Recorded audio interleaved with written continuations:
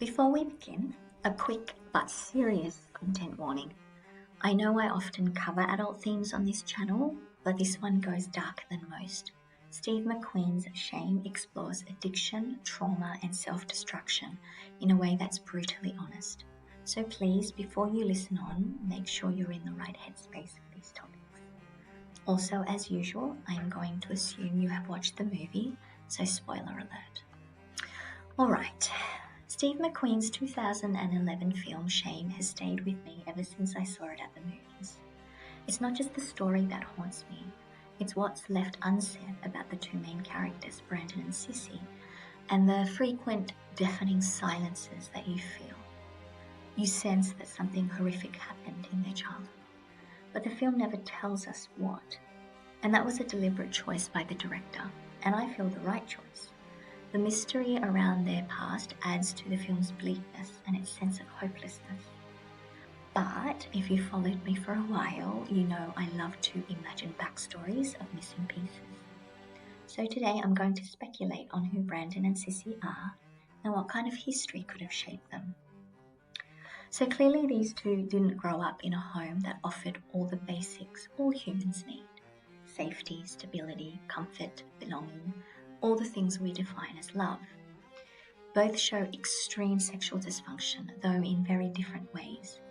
Brandon is an imploder. He hides his pain, keeps up appearances, and releases his urges in secret, though using his work computer was not his smartest move. He's intelligent, composed, and successful, but that facade is very fragile. When someone gets closer, like Marianne from his work, you can see it crumble very quickly. Sissy, on the other hand, is an exploder. She's impulsive, emotional, and desperate for love, though she keeps looking for it in all the wrong places. I'm not diagnosing, I don't have the right to do that, but she does show traits that resemble borderline personality disorder. Emotional volatility, risky, impulsive behavior, an intense fear of abandonment, etc. Brandon is drowning in silent desperation, and Sissy is drowning in chaotic desperation. He hides, she exposes, and that's what makes them such tragic mirrors of each other. The film never names it outright, but it strongly suggests that both endured long-term abuse, likely sexual. Sissy's behavior with her brother is so uncomfortable to watch, even though you know it comes from a place of pain and confusion.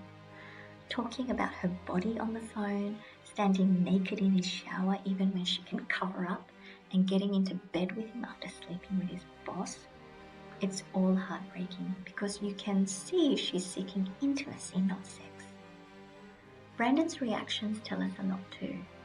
He seems so cold towards her, but he does care. You see him grieving for her when she makes that desperate call to her ex. He just doesn't know how to reach her.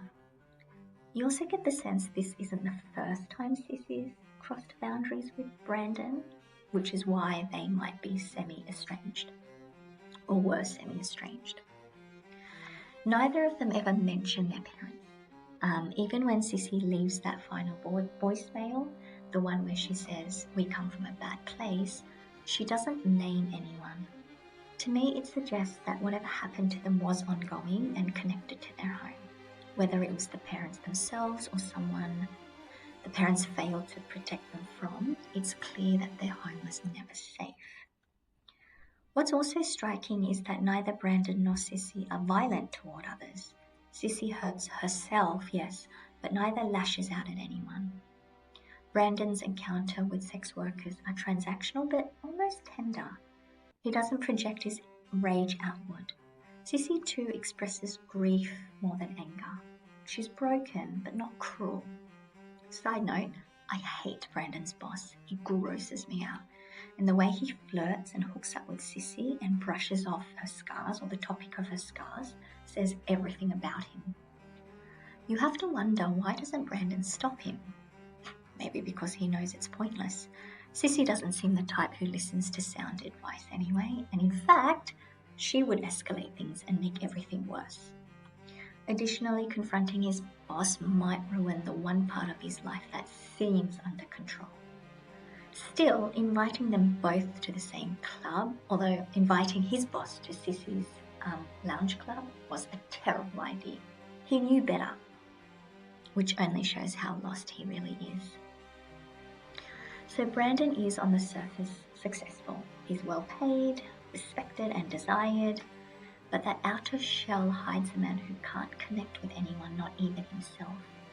Sissy, by contrast, can't maintain stability at all. She's creative, emotional, talented, but obviously fragile, and you can see she struggles functioning as an adult. Brandon asking her if she needs money implies she's not someone who is financially stable. She also asks if she can stay with him after her breakup, though this could have just been a ploy to get close to him. Despite their differences, both are trapped in the same emotional cage. They crave connection, but they just don't know how to get it. They're surrounded by people, but live in total isolation. One uncomfortable question lingers for many viewers. Were Brandon and Sissy's boundaries ever crossed with each other? The film never says so, but it hints at the emotional confusion that can come from shared trauma. Some survivors of childhood trauma form bonds that blur emotional and physical boundaries, not out of desire, but out of survival. I don't think the film wants us to see them as incestuous. If anything, it shows how hard Brandon fights not to cross that line. And Sissy's inappropriate behaviour towards him isn't seduction. It's desperate. It's a desperate, broken attempt at closeness. But man, it's difficult to watch. The film's ending is ambiguous. We see a hint that Brandon might resist temptation, but I'm not convinced he's truly healed. Trauma, addiction, these things aren't easily got over. And shame, as the title tells us, is a cycle that feeds itself. Both he and Sissy need deep, ongoing, intensive therapy, inpatient even. Here's what makes shame so powerful to me. Despite everything, Brandon and Sissy aren't evil. They're not malicious. They're broken and aware of it. And that awareness with remorse is what draws out our empathy for them. I have this philosophy about people. It's that everyone falls somewhere on two spectrums. Those two spectrums are strength of character and moral intelligence. On either side of the spectrums are the extremes, which are the minority of people. And most people fall somewhere in between, leaning more towards one end or the other. On the spectrum of strength of character, on one end there is a minority of people who have unshakable strength of character. They become who they are no matter what happened to them and whatever context they were born into, whatever gender, whatever era. On the other end are those people who are purely shaped by their environment. And morality too sits on a spectrum. On one end, there are those who are just naturally morally intelligent, guided by a strong inner compass. And on the other end, completely amoral. Where these two spectrums cross determine our choices. For example, a moral person with weak character is useless to themselves and everyone else because despite their strong moral instincts, they allow themselves to be completely swallowed up by their environment. Maybe trying to do good, but never strong enough to follow through if their environment doesn't support them. I can see that Brandon and Sissy are actually good people, or at least have the potential to be good people. But their strength of character is wanting, further exacerbated by years of trauma, which have weakened their resolve to follow through with what they know they should.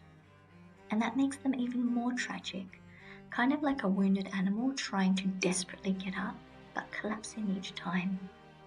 I feel like that's what stays with you the most after watching the movie. So, if you haven't seen Shame and you're not squeamish, give it a watch, but definitely don't watch it with your parents. I hope this analysis gave you something to think about. Take care of yourselves, and until next time, bye.